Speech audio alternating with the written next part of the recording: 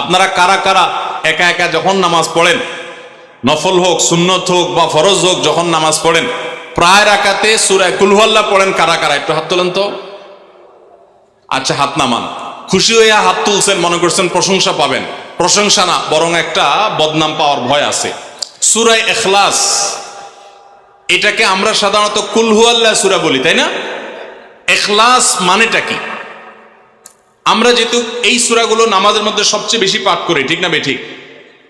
এই সূরাগুলো অর্থাৎ শেষের দিককার সূরাগুলো আমরা যেহেতু বেশি নামাজের মধ্যে পাঠ করি, এই সূরাগুলোর অর্থ যদি আমি জানি, ব্যাখ্যা যদি আমি জানি, তাহলে নামাজের মধ্যে মনোযোগ ধরে রাখা সহজ হবে। কারণ আপনি মুখে কি পড়তেছেন আপনি নিজে অর্থ বুঝেন না, মন্ত্রের মতো পাঠ করতেছেন। যদিও না বুঝে পড়লেও আপনি সওয়াব পাবেন, কিন্তু না বুঝে পড়লে তো আর এই কোরআনে আল্লাহ কি বলেছে এটা আপনি জানতে পারবেন না। না জানলে সে অনুযায়ী আপনি আমলও করতে পারবেন না। এই জন্য আমাদেরকে বুঝতে হবে।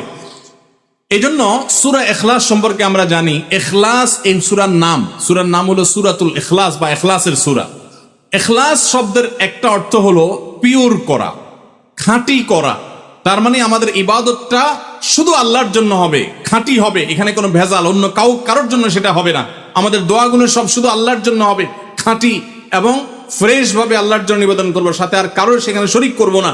এই জন্য এই সূরার নাম ইখলাস, যে এই সূরার মধ্যে আল্লাহর ইবাদত, একত্ববাদ, তাওহীদ, এটাকে খাঁটি করবার নির্দেশ দেওয়া হয়েছে। আল্লাহর কোনো শরীক নাই, এই জন্য এটাকে সূরা ইখলাস বলা হয়েছে, খাঁটি করার সূরা, ঈমানকে বিশুদ্ধ করা, তাওহীদকে ঠিক করার সূরা।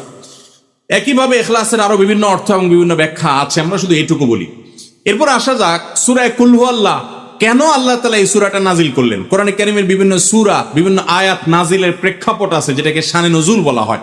কেন এই সূরা আল্লাহ তাআলা আমাদেরকে দিয়েছেন, এ সম্পর্কে প্রিয় নবী সাল্লাল্লাহু আলাইহি সাল্লামের এক সাহাবী, তার থেকে একটি হাদিস বর্ণিত আছে। সেই হাদিসের আলোকে আমরা জানি যে মক্কার মুশরিকরা, মক্কার কাফিররা, অবিশ্বাসীরা, তারা প্রিয় নবী সাল্লাল্লাহু আলাইহি সাল্লাম যখন তাওহীদের দাওয়াত দিলেন, আল্লাহর পথে আসার দাওয়াত দিলেন, তারা বলল, মুহাম্মদ, আমরা তো সবার বংশ পরিচয় জানি। সেই যুগে মানুষ উটের পর্যন্ত বংশ পরিচয় জানতো, শিখতো। তো নবী সাল্লাল্লাহু আলাইহি সাল্লামকে তারা জিজ্ঞাসা করেছে, মুহাম্মদ, তোমার যে আল্লাহর কথা বলো, ঈমান আনার জন্য বলো, তোমার আল্লাহর বংশ পরিচয়টা একটু আমাদেরকে জানাও।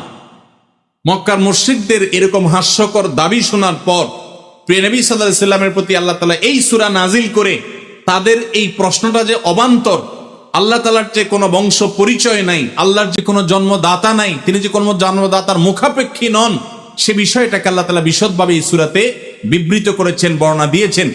এই জন্য ওই প্রেক্ষিতে এই সূরাটা নাজিল হয়েছে। কোন কোন উলামা ইকরাম, কোন কোন মুফাসসিরগণ অবশ্য